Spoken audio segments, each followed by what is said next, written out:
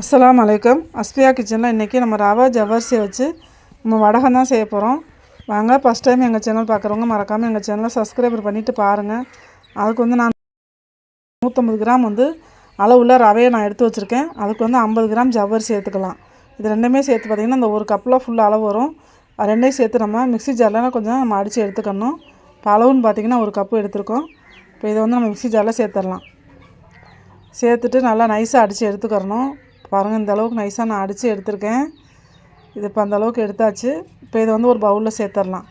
இந்த ரவை தன்மை இல்லாத அளவுக்கு நம்ம அடித்து எடுத்துக்கிறணும்.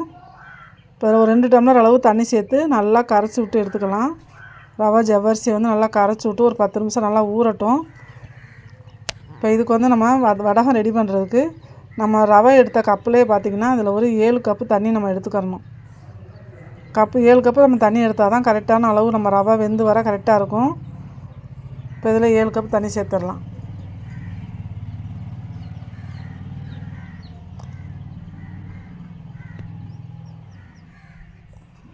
இப்போ 7 கப்பு எடுத்தாச்சு.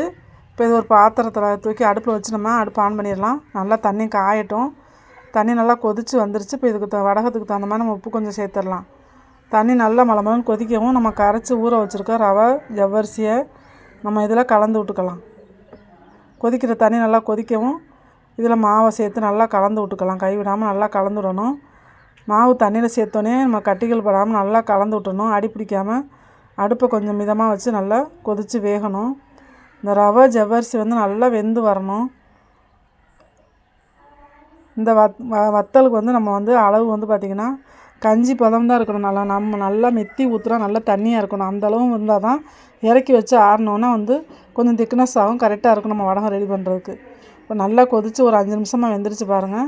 இப்போ இதில் கொஞ்சம் நம்ம ஜீரகம் கொஞ்சம் சேர்த்துக்கலாம்.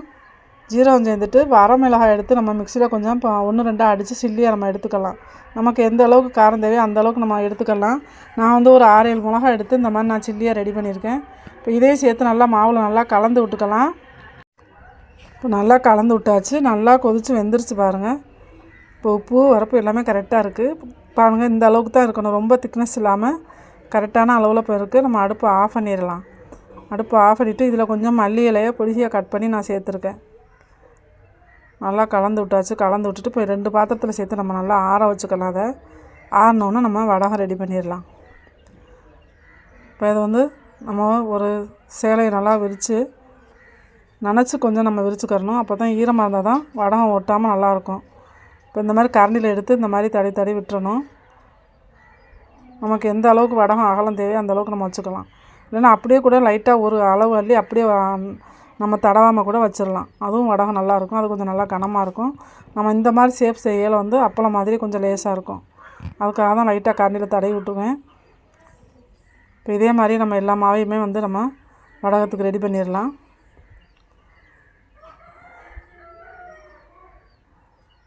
இப்போ எல்லாமே நம்ம காய வச்சாச்சு. இது நல்லா காயட்டும்.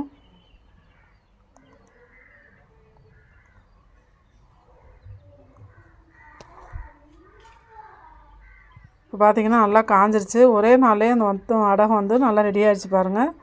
இதை நம்ம சேலைக்கு பின்னாடி லைட்டாக தண்ணி தெளித்து நம்ம ஊற வச்சு தான் அந்த வடகத்தை நம்ம எடுக்கணும். தண்ணியை லைட்டாக தெளித்து ஊற வச்சுட்டு நம்ம ஒன்றுனா வடகத்தை தனித்தனியாக எடுத்துடணுங்க. இப்போ பாருங்கள் நல்லா எந்த அளவுக்கு நம்ம எடுத்து வச்சுருக்கோன்னா இப்போ வடகம் ரெடி ஆகிடுச்சு. இதை இப்போ நம்ம எண்ணெயை காய வச்சு நம்ம வறுத்து எடுத்துடலாம். நல்லா காஞ்சிருச்சு. இப்போ பாருங்கள் சூப்பராக வடகம் ரெடி ஆகிடுச்சு. நம்ம கடையில் வாங்குகிற அப்பளத்தோடு இது ஒரு டேஸ்ட்டாக சூப்பராக இருக்குங்க. இப்போ நம்ம எல்லாமே வடகமும் தேவைப்படுற அளவு நம்ம பொரித்து எடுத்துக்கலாம்.